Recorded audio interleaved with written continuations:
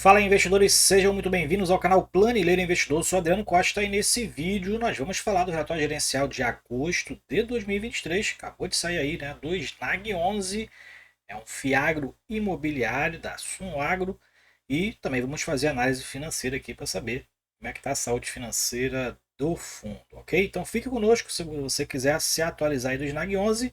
E se você gosta desse tipo de assunto, FIFIagro e FIINFRA é o principal assunto aqui no canal. Se inscreva aí, ative as notificações, deixa o seu like, é tudo de graça, mas você ajuda muita gente aqui no canal. E eu vou deixar o relatório gerencial na descrição do vídeo, o link, né, para você baixar direto da B3 e também o nosso link no grupo do Telegram. Se inscreva lá em curta distância. Vamos lá então, vamos falar aqui do Snag 11. O Snag 11 aqui, alguns números já de cara, né? Distribuiu aí referente a agosto, já pago, né? O fundo anuncia seus proventos ali próximos do 10º dia útil, décimo primeiro dia útil, é quando ele anuncia, tá? O último anúncio foi dia 15 de setembro, que foi desse relatório aqui, né? Pago 5 dias úteis depois, e foi de 12 centavos, já considerando aí um fundo na base 10, tá? Fundo que distribuiu aí, tá em quase 15% do dividend yield anualizado. A cota de fechamento do mercado em agosto foi de 10,40, ele iniciou agosto ali em torno de 10,20, né? Então teve uma rentabilidade interessante aí no mês de agosto, a gente vai ver isso aí também, tá? Cota patrimonial R$ 10,09 e tem quase 60 mil cotistas. Eu não sou um desses cotistas por enquanto, mas a base segue crescendo, né? O fundo fez um ano de mercado agora com quase 60 mil cotistas na sua base. Bom, aqui a gente vai ver alguns destaques aqui também, né, em relação destaques do relatório, né, o destaque que está com lucro acumulado por cota de 5 centavos, dividend yield médio da carteira está em 16,28%, taxa de administração em torno de 0,91%, não tem taxa de performance, e ele que é um fundo ainda com aproximadamente 300 milhões de reais de patrimônio, né, o valor de mercado está um pouco acima, 312 milhões, e o início das atividades foi lá em julho de 2022, então acabou de fazer um ano de mercado. Mais para baixo ele fala dos destaques do mês. Então, dia 2 de agosto, o fundo passou a ser cotado na base 10. Esse relatório já está atualizado aí por essa base, tá bom? E a gente verifica aqui então que o fundo, quando foi convertido, né, desdobrado, na verdade, para 10, né, teve o desdobramento, estava 101,10 e então passou a ser negociado aí inicialmente na base 10 a R$ 10,11. Isso não tem impacto, né? Isso aí é naturalmente ali para os cotistas não tem impacto, né? O fundo faz isso, os fundos têm se justificado em fazer esse desdobramento por conta da liquidez no mercado secundário, né? A gente verifica aí o exemplo do que é o MXRF11, com quase 1 milhão de investidores aí, é um fundo na base 10 já há muito tempo, né? Então muitos estão indo para essa base 10, justificando aí a liquidez no mercado. Bom, ele fala aqui que anunciou então 12 centavos, a gente vai falar isso mais para baixo. Teve a convocação da terceira emissão de cotas, o fundo vai captar aí, planeja pelo menos captar mais de 160 milhões de reais. Então, quem subscrever vai pegar um valor de cota de R$ 10,10. Isso vai ter um preço de ajuste, né, ali no primeiro dia ali naturalmente o preço de ajuste no primeiro dia da emissão, né, no preço base. Então, é, como o fundo está aí aumentando em torno de 50%, isso aí tem uma proporção, né? Se ele tiver em torno de 10,40, ele for, tiver o preço de emissão 10,10, provavelmente o preço de ajuste vai ficar em torno de R$ 10,30, R$ 10,32, é o que ele normalmente abre no mercado no dia seguinte da database. Bom, mais para baixo aqui a gente vai verificar que ele falou sobre a rentabilidade também aqui no mercado secundário, né? Ele iniciou o mês a R$ 10,08 e encerrou a R$ 10,40 lá em agosto. Não esqueça que esse relatório é de agosto, valorização de 3,2%, já sem levar em consideração os dividendos, né? Com isso ele sobe um pouquinho mais. Aqui ele fala sobre o novo ciclo e tal, um ano de existência, fala as histórias aqui dos fiagros, da terceira emissão de cotas que o fundo pretende captar. Então a gente vai ficar de olho nessa terceira emissão de cotas aqui, assim que sair as informações. A gente posta, tem postado na verdade as emissões na comunidade do canal. Então fique ligado na comunidade, eu tenho postado lá as emissões. Normalmente lá, quando for algo um pouco mais complicado. Então, se for uma emissão bem conhecida, de um fundo bem conhecido, normalmente ele até faz um vídeo para complementar alguma informação. Bom, aqui ele fala também sobre o posicionamento do SNAG, né? Então ele fala aqui sobre a questão do IPCA mais 7, que acho que é a rentabilidade do fundo, né? Ou IPCA mais o IMAB. Mas o fundo tem ali uma alocação primordialmente, né? Principalmente pela taxa DI, né? Tem um pouco de IPCA, mas primordialmente é pela taxa DI. Ele fala aqui falando sobre a transparência, né, que tem uma probabilidade de inadimplência, que ele faz os cálculos. Atualmente ele tem aí tem como base 2 CPR de pessoa física e 53 CPR de pessoas jurídicas. Ele faz a probabilidade em relação à inadimplência. Tá? Então, uma inadimplência, uma probabilidade de inadimplência menor que 0,5%, 43% do volume das CPRs. Então, tem a probabilidade bem baixa aqui, né? Que a gente pega aqui como exemplo a maior probabilidade de inadimplência de 10,58% está em apenas 1,4% do volume das CPRs do fundo. Então, o fundo aí está bem tranquilo sobre as questões de inadimplência, né? Lembrando que ele não tem uma diversificação tão grande assim em relação ao portfólio, mas dentro de um dos ativos que ele tem uma pulverização ali de credores que acaba criando uma pulverização em relação às captações. Bom, mais para baixo aqui ele fala sobre agosto, então o fundo teve um desempenho financeiro de caixa de 3,7 milhões de reais, mais de 12 centavos, né? Tem lucros acumulados de quase 1 milhão e 500, ele entrou na verdade agosto com 1 milhão e 500 de lucros acumulados, né? E fala aqui também sobre o dividendo dos últimos 12 meses. Então, está bem alto, como a gente verificou lá, quase 15%. Né? E ele aqui fala sobre o portfólio, permaneceu consistente. 89% do patrimônio são certificados recebíveis do agronegócio, vinculados a revendas agrícolas. Então, a maioria está alocado dentro ali de um inquilino, de um credor, né? A gente vai ver isso mais para baixo, uma empresa que comporta diversos credores. E aqui ele verifica-se aqui o gráfico, né, o desempenho da distribuição do lucro acumulado e dividend yield. Então a gente verifica que o dividend yield está em 14,90%, encerrou agosto. Ele tem mantido aí a distribuição de 12 centavos por cota, o que dá aí mais de 1,10%, 1,15% aproximadamente de distribuição mensal, né? E ainda está com um acumulado aqui de em torno um pouco mais de 5 centavos por cota.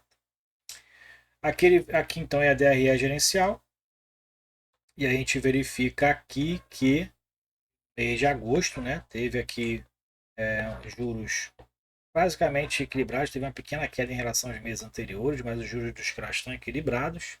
Renda de aluguel praticamente é a mesma aqui, né, mesmo valor. Rendimento de caixa teve um up aí, um interessante também, né, impulsionado pelo resultado de julho, né, que fez um acumulado bem grande. E despesas do fundo está bem estabilizada em R$ 200 mil em média. Essa é a despesa muito baixa em relação à receita, né? Como a gente verifica aqui, de quase 4 milhões de receita para 200 de despesa, praticamente 5% só em relação à receita o fundo gasta aí, tem dentro dos seus resultados com despesas, praticamente despesa de administração e gestão. Então, o que a gente verifica aqui que o fundo acumulou valor interessante, né? Ele iniciou aqui com quase 1,5 milhão de reservas de lucro, né, no mês de agosto, que fez isso um resultado final de 5,6 milhões de reais, e resultado não distribuído teve um acréscimo, já que ele distribuiu apenas 3,6 milhões, mantendo os 12 centavos de distribuição. Então o fundo aí segue com resultados bem consistentes, distribuindo acima de 1%, um pouquinho mais do que acima de 1%, e mesmo assim acumulando resultados ainda não distribuídos. Vamos ver se lá no informe mensal, se esse caixa aí, se o fundo tem caixa suficiente, por exemplo, para cobrir todas as despesas, por quanto tempo, né? Vamos dar uma verificada. Aqui está o informe mensal, então esse aqui é o informe mensal também de agosto, né? Mesma competência do relatório. Tá? Então o fundo tem aí 307 milhões em ativos, 302 milhões em patrimônio líquido, quase 303, então não tem praticamente aí passivos, né? Basicamente, os passivos que tem aqui, a gente vai ver mais para baixo, são provisionamentos de distribuição, de despesas de gestão, administração e tudo mais. O fundo, então, aqui embaixo a gente verifica que tem disponibilidade de quase 9 milhões e meio de reais, na verdade quase 10 milhões de reais, né? 9,6 milhões de disponibilidade, se a gente comparar com as despesas do fundo, é mais de 45 vezes, né? Quase 50 vezes a despesa que o fundo tem ali recorrente, né? Então, interessante. O fundo aí está saudável financeiramente em relação à distribuição, dá mais ou menos ali 3 meses de distribuição, o que ele tem de caixa, né? Mas claro, numa qualquer emergência, numa qualquer situação, o fundo não distribui, mas a cobertura das despesas são importantes, né? Então, o fundo tem liquidez ali para cobrir as despesas recorrentes aí do fundo. Então, é interessante. O fundo está aí bem financeiramente, está com caixa bem saudável. Ele tem aqui imóveis reais, como eu falei, né? Bens imóveis, terrenos, quase 25 milhões de reais, né? E também tem os certificados recebíveis do agronegócio, certificados recebíveis imobiliários voltados para o agronegócio, que é o principal, 272 milhões de reais, valores a receber bem pequeno aqui. E basicamente os aluguéis dos terrenos, né, das fazendas que ele tem. E aqui os passivos, né? Então, como eu falei, a maioria aqui é o rendimento a distribuir de 3 milhões e 600, referente a agosto, que é pago em setembro. Que foi pago, né, na verdade, em setembro. Então é isso aí. Vamos voltar lá para o relatório. Aqui ele fala sobre o resultado, né? Tem aqui a questão aí separado por tipo, né? Juros, correção monetária, o caixa, reserva de lucro e tudo mais. Atualmente o fundo tem 4 ativos na carteira, são 57 devedores diferentes. Como eu falei, uma das empresas ali, ela tem uma pulverização dentro dela, né? Como se fosse uma cooperativa, um conglomerado de credores, né? A taxa média dos papéis é CDI mais 3,3% e pelo IPCA e IPCA mais 8%. E o que ele tem uma pulverização é esse CRA aqui, ó, o CRA Boa Safra, né? Boa Safra, crédito pulverizado, tem muitos credores dentro da carteira, corresponde a 89%, 265 milhões de reais. CDI mais 3%, aí é o rendimento, né? No caso, pagamentos de todos aqui são mensais, né? Que a gente verifica aqui. E o principal é a cadeia agro, né? Então, revenda de insumos, revenda de produtos, né? E fornecedor de soja. Soja, ele é voltado para a soja, mas a maioria é esse crédito pulverizado aqui dos CRAs do Boa Safra. Então, o fundo aí tem uma diversificação dentro de um ativo que faz com que eles tenham aí uma diversificação interessante, já que ele tem uma concentração maior no Boa Safra, tá? Aqui é onde ele está mais localizado, exposição por localização, Mato Grosso, Goiás, Tocantins, Minas Gerais. Né? E mais para baixo a gente verifica aqui a exposição para o setor. Então, cadeia agro, 90%, agroindústria, 3%, fornecedor, 8%, CDI é o principal indexador, 92%, o restante é IPCA. E mais para baixo a gente vai verificar a exposição por devedor, são vários devedores, né? Quase 60 se não me engano. Então tem uma pulverização bem interessante aqui em relação a esse crédito Boa Safra, tá? Aqui a cotação e liquidez no mercado, então o fundo segue aumentando a quantidade de cotistas, né?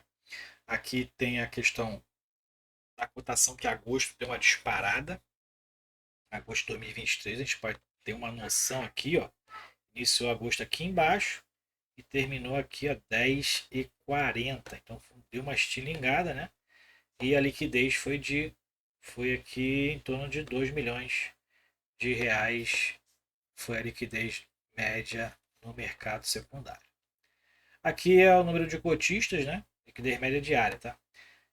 Aqui é o número de cotistas, então o fundo teve uma estilingada. O que eles buscam é isso aqui, ó. Quando vai para a base 10, muitos ali acabam também pegando esses fundos na base 10 como se fosse um fundo de troco, tá? Mas engana muito isso, a gente tem que ter cuidado. Sempre fazer o comparativo com o mesmo par que esteja na base 100 para a gente saber se realmente o fundo está barato ou não, tá? Porque, é claro, você recebe na proporção da quantidade de suas cotas, mas a cota foi desdobrada e dividida o valor também por 10. A gente tem que estar atento a isso aí. Mas o fundo, ó, teve um impacto já inicial de mais de 12 mil cotistas em apenas aí praticamente 25 dias, que ficou agosto na base 10, tá? Então, Isso vai aumentar a liquidez, com certeza, né? E isso é que os fundos buscam aí basicamente, com esse desdobramento. Bom, aqui tem performance, né? Gráficos ali de performance. Aqui é a análise dos ativos. Então aqui tem o imóvel Primavera, então é a terra agrícola, né? Imóvel Sorriso também, terra agrícola. Aqui é o CRA pulverizado Boa Safra, principal ativo aí do fundo, né? Pelo CDI. E aqui o CRI Primato, recém-adquirido, né? Aí adquiriu, se não me engano, em junho ou julho. Então, recém-adquirido aí com 2% do patrimônio líquido cooperativa agroindustrial. Então é isso. Relatório gerencial do Fiagro Snag 11. Se você é cotista, compartilhe com a gente aí. Se você está investindo, se está esperando dar uma queda aí, se você vai participar da terceira emissão de cotas, o que, que você acha aí? O que, que você está nessa expectativa? O fundo está crescendo, né? O fundo aí quer aumentar em mais 50% o seu patrimônio líquido, o seu ativo, na verdade, os seus ativos. Então, segue a terceira emissão de cotas, a gente vai acompanhar e o fundo segue aí com uma boa gestão, né, na minha opinião. O fundo segue aí também dando bons resultados e fazendo um caixa aí muito interessante para a saúde financeira do fundo, ok? É isso aí. Fique com Deus até o próximo vídeo. Tchau, tchau.